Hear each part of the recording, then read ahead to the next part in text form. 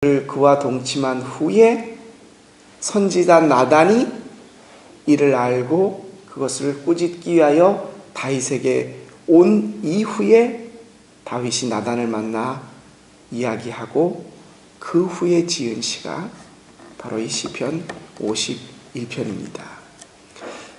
다윗의 참회 시입니다. 시편 150편 가운데 다윗이 지은 것이 굉장히 많은데 이 중에 참회시로 분류되는 것이 약 7가지가 된다고 합니다. 우리가 지금까지 51편까지 오면서 6편과 32편 6편과 32편이 바로 오늘 집에 가셔서 다시 한번 보십시오. 6편과 32편이 다윗이 그때 정황이 그때는 선지자 나단이 아니면은 바세바와 동침한 후에 그때 쓰여진 시라고 정확하게 되어 있지 않지만 6편과 32편이 참회시로 분류가 됐는데 아마 그때를 배경으로 하지 않았나. 근데 오늘 51편은 정확하게 이 배경이 바로 그때를 배경으로 하고 있고 선지자 나단을 만난 후에 다윗이 이 시를 지었다. 다시 말하면 51편 이전의 6편과 32편의 참회시는 남들이 알지 못하고 그것이 공개화되어 있지 않은 상황에 자기 혼자만이 하나님 앞에서 마음속으로 졸이면서 괴로워하고 하나님 앞에 회개했던 기도인 거에 반해서 51편은 다윗이 있었을 때에 나단 혼자와 들어와서 얘기했겠습니까? 분명히 요압이라든가 어떤 자기 경호실장이라든가 다른 임금 옆에 서 있는 신하들이 있었을 것으로 얘기됩니다.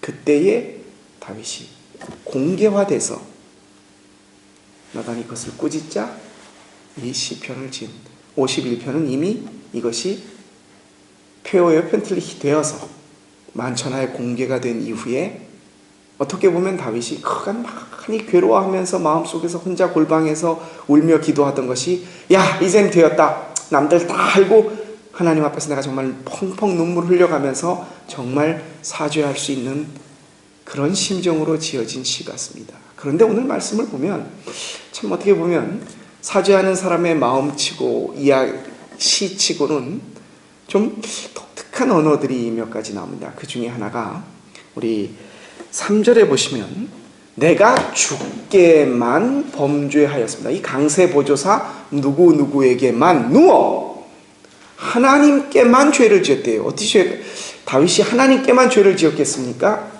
우리야 자기가 죽였지 않습니까? 우리야와 그의 가족들 많은 그 사람들에게도 죄를 지었을 텐데 다윗은 하나님께만 죄를 지었다. 자, 이 말이 어떤 뜻으로 해석을 해야 될까? 다윗이 이 죄를 지음으로써 그것에 대해서 피해를 입은 당사자나 다른 사람들이 있을 것입니다. 근데 다윗은 시에 내가 하나님께만 범죄하였습니다 라는 강세보조사만을 쓰고 있습니다. 어떤 의미겠습니까? 다윗의 색에서 이 죄, 네가 죄인이다, 네가 죄를 지었다라고 판단하시는 그 주체는 오로지 하나님뿐이시라는 겁니다. 그 이유를 그 다음에 설명합니다. 다른 사람이 당신 죄 지었어, 간음했지 않았습니까? 살인했지 않았습니까? 우리 그런 얘기하죠. 어떤 사람에게 가르쳐 당신이 잘못했다. 우리 그 시쳇말로 삿대질이라 그러죠. 그렇죠? 남에게 가르칠 때 적어도 2가지 손은 엄지손가락과 집게손가락은 남에게 가르치지만 그 밑에 있는 나머지 3손가락이 나를 향하고 있다. 어떻게 하나님께서 잘 만들어서 표현도 잘 하셔서 정말 남에게 당신 했을 때 그 나머지 3손가락은 너 하고 자기를 가리키는 것처럼 내가 하나님께만 범죄했다는 말은 이 죄에 대하여 판단하시고 네가 죄인이다라고 말할 수 있는 분은 하나님 한 분뿐이라는 거예요. 그 이유를 다윗이 5절에 이렇게 표현합니다. 내가 한번 우리 같이 보실까요? 죄악 중에서 출생하였으며 어머니가 죄 중에 나를 잉태하였나이다. 우리의 조상으로 끌고 올라가서 아담이 죄를 지었으니까 아담의 죄가 원죄로서 우리 속에 남아있으니까 우리가 그 죄를 짓습니다. 내가 그런 의미가 아닙니다. 우리 어머니가 죄인입니다. 죄를 전가하고자 하는 것도 아닙니다. 바로 다윗은 여기서 하나님께만 범죄하였습니다라고 하는 죄에 대하여 판단의 근거를 내리시는 분은 하나님 한 분뿐이시며 인간들, 우리 본성, 우리 인간들이 가진 죄의 뿌리, 그 근원을 적나라하게 고발하고 있습니다. 어머니가 죄인입니다. 그런 의미가 아닙니다. 그 죄인의 어머니에게서 태어난 내가 죄인이다가 아니라 이겁니다. 원래 나는 밧세바를 간음하고 우리아를 죽인 살인죄를 짓지 않았어도 내가 이런 놈입니다. 나는 죄인입니다. 라는 표현입니다.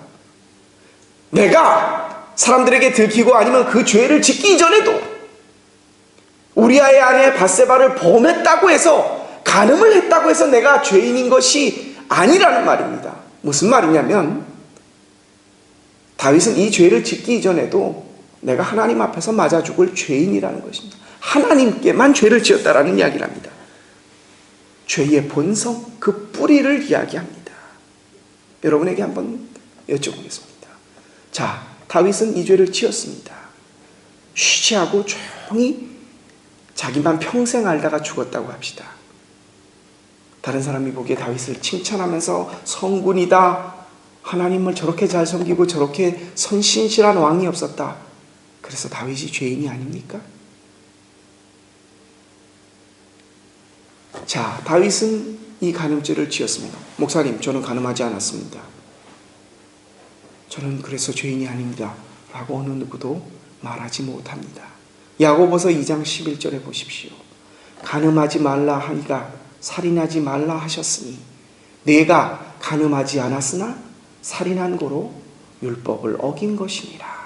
목사님, 저 살인도 안 했는데요? 예수 믿죠? 예수님이 뭐라고 말씀하셨습니까? 내 형제를 네 마음속에서 미워하는 자마다 뭐라고요? 이미 뭐라고요? 살인하였느니라. 여러분, 몇천 명 죽이셨습니까? 몇백 명 죽이셨습니까? 저 역시 간음하지 말라 하니가 살인하지 말라 하셨으니 네가 간음하지 않았으나 살인한 고로 네는 죄인이다라고 말할 때에 내 형제를 나가 바보라고 하는 자마다 지옥불에 던져지고 네 이웃을 형제를 마음속으로 미워하는 자마다 이미 살인하였느니라. 다윗이 간음을 했기 때문에 하나님, 내가 주 앞에서 죄인입니다 라고 말한 것이 아닙니다.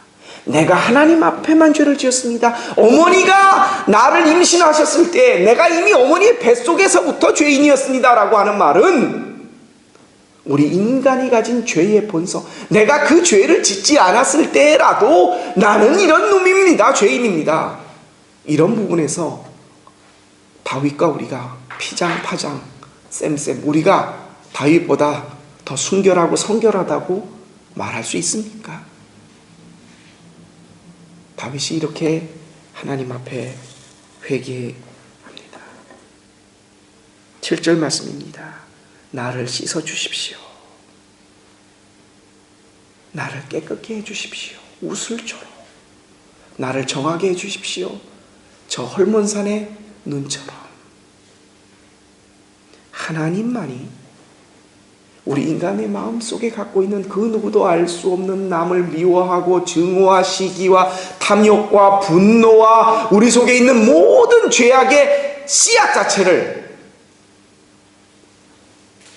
기억조차 못하도록 깨끗하게 씻어주실 분은 내가 하나님 한 분 앞에서만 죄를 지었고 그 내 죄를 해결해 주실 한 분도 하나님밖에 없습니다라는 고백을 다윗은 하고 있습니다.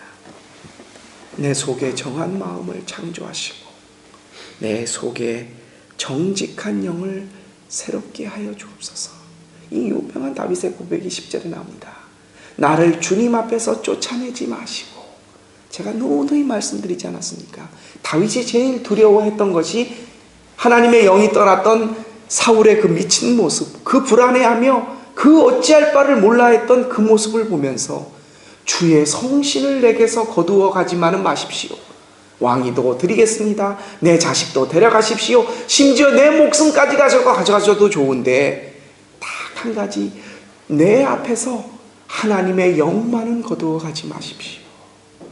정말 그의 영혼 깊은 곳에서 절절히 절규하는 참회의 기도가 나타납니다. 우리가 지난 시간에도 보았고 누누이 보았던 말씀입니다. 주께서는 제사를 하나님이 왜 제사를 기뻐하지 않아요? 하지만 진심으로 드리지 못하는 제사. 하나님께서 원하시는 것은 상한 마음이다.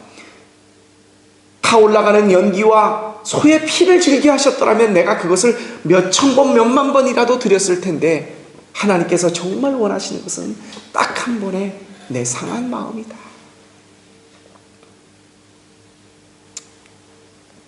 사랑하는 성도 여러분, 간음했기 때문에 다윗이 죄인이 아닙니다. 살인죄를 지었기 때문에 죄인이 아닙니다. 그는 이미 본성에서부터 우리와 똑같은 죄의 씨앗을 가지고 있었고, 그 상황이 우리에게 어떠한 순간이라도 주어진다고 해도 우리도 어느 누구도 이로부터 자유로울 수 있다고 아무도 말할 수 없습니다. 우리는 하나님 앞에만 죄인입니다.